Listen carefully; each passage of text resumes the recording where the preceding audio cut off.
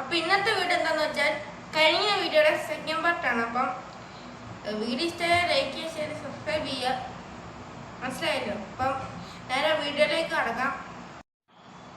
അപ്പൊ ഗൈസ്, കഴിഞ്ഞ വീഡിയോയ്ക്കകത്ത് ഇവിടെ തൊട്ടായിരുന്നു ഞാൻ നിർത്തിയത്. അപ്പം ഇവിടെ തൊട്ട് അതിന് തുടങ്ങാം. ഓക്കെ, ഈ നാലിൽ ഏതാണ് ഓടുകൊണ്ട് ഔട്ട് ആയിട്ടുള്ളത്? ചിന്തിക്കൂ.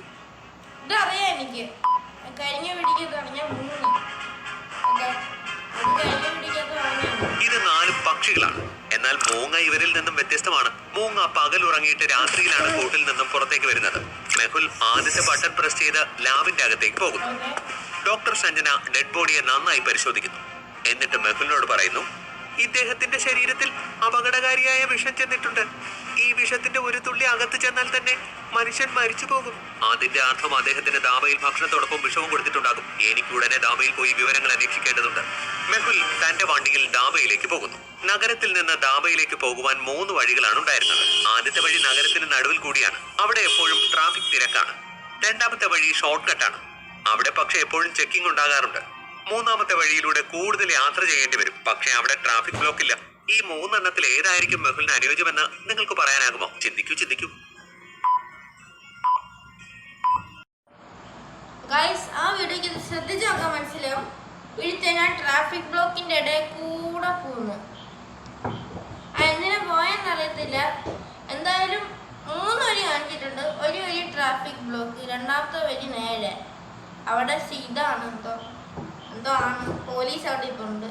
മൂന്നാമത്തെ വഴി ദൂരമുണ്ട്, പക്ഷെ ദൂരമുണ്ട്, അതുകൊണ്ട് പോവാൻ ഈസി അല്ല. അപ്പം ഞാനൊരു ഉത്തരം പറയാം.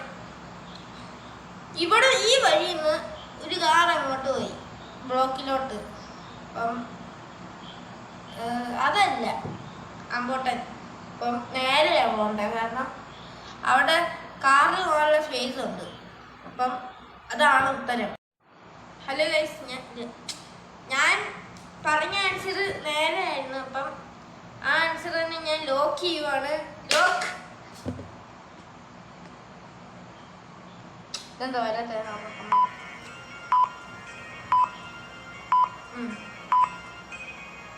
രണ്ടാമത്തെ വഴിയായിരിക്കും മെഹുലിന് നല്ലത്.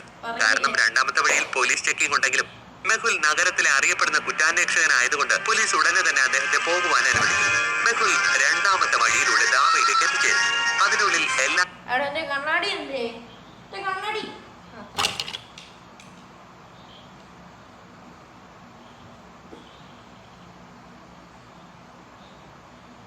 ഇത്രേ ഉള്ളൂ. ഞാൻ കഴിഞ്ഞ വീഡിയോക്കകത്ത് പറഞ്ഞത് സ്റ്റാർട്ടിങ് ട്രബിൾ ആണ്. ഇതൊക്കെ ഇത്രേ ഉള്ളൂ, സിമ്പിൾ. നമുക്ക് അടുത്ത വീഡിയോയിലേക്ക് പോവാം. CCTV camera ഘടിപ്പിച്ചിട്ടുണ്ടായിരുന്നു. മെഹുൽ എല്ലാ CCTV ക്യാമറ ദൃശ്യങ്ങളും ചെക്ക് ചെയ്യുന്നു. പപ്പു വ്യാപാരി ദാബയ്ക്കകത്തേക്ക് വരുന്നത് മുതൽ തിരിച്ചു പോകുന്നത് വരെയുള്ള എല്ലാ വീഡിയോസും ശ്രദ്ധയോടെ കാണുന്നു. എന്നാൽ എവിടെയും മെഹുലിന് ഒരു പ്രശ്നവും കണ്ടെത്താനാകുന്നില്ല. ഇതും പ്രശ്നം മറ്റെന്തോ ആണ്. എനിക്ക് വീണ്ടും ഡോക്ടർ സഞ്ജനയുടെ സഹായം തേടേണ്ടി വരും. ബോഡിയെ നന്നായി നോക്കിയിട്ട് ഡോക്ടർ സഞ്ജന പറഞ്ഞത് പപ്പു വ്യാപാരിക്ക് വിഷം കൊടുത്തുവെന്നാണ്. വിഷം ആഹാരത്തിലല്ലായിരുന്നു. മെഹുൽ കൺഫ്യൂഷനിലാകുന്നു.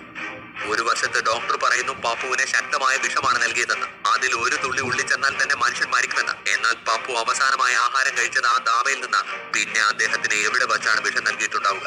മെഹുൽ വീണ്ടും ആ ദാബയുടെ CCTV ദൃശ്യങ്ങൾ പരിശോധിക്കും. ഇത്തവണ മെഹുലിന് ഒരു ക്ലൂ കിട്ടുന്നു. നിങ്ങൾക്ക് ഈ വീഡിയോ കണ്ടിട്ട് പറയാനാകുമോ മെഹുലിന് ഇതിൽ നിന്ന് എന്ത് ക്ലൂ ആണ് കിട്ടിയിരിക്കുന്നതെന്ന്? ചിന്തിക്കൂ. ഗൈസ്, നമുക്ക് ഈ വീഡിയോ ഒന്ന് സൂക്ഷിച്ച് നോക്കുവാണെങ്കിൽ വരാം തണ്ടേ, ഇത് വിഷമാണ്. അണ്ടാ സൂക്ഷിച്ച് കാണുന്നത് ഇത് വിഷമാണ് തോന്നുന്നു. അപ്പൊ അതാണ് ആൻസർ. നോക്കട്ടെ, വരാമേ. പപ്പു വ്യാപാരിയുടെ പോക്കറ്റിലേക്ക് നോക്കൂ. അത് നിറഞ്ഞിരിക്കുന്നതായി കാണുന്നു. എന്നാൽ ആദ്യം പോൾ കാലിയാണ്. ഇതെങ്ങനെ സംഭവിച്ചു? മെഹുൽ ഉടൻ തന്നെ ദാബയിൽ നിന്ന് ഗൈസ്, ഞാൻ ഇവിടെ നിർത്തുവാണ്. അപ്പോൾ വീഡിയോ ഇഷ്ടപ്പെട്ടെങ്കിൽ ലൈക്ക് ചെയ്യാൻ, ഷെയർ ചെയ്ത് സബ്സ്ക്രൈബ് ചെയ്യാൻ. ഒരു സെക്കൻഡ് പാർട്ട് തേർഡ് പാർട്ടൊന്നും ഉണ്ടാകത്തില്ല. അപ്പം അതറിയിക്കാൻ വേണ്ടി ഞാൻ ഇപ്പം ഈ വീഡിയോ ഇട്ട്. അപ്പം അടുത്തൊരു അടിപൊളി വീഡിയോ ഇട്ട് ഞാൻ വരുന്നതായിരിക്കും. അപ്പം ബൈ.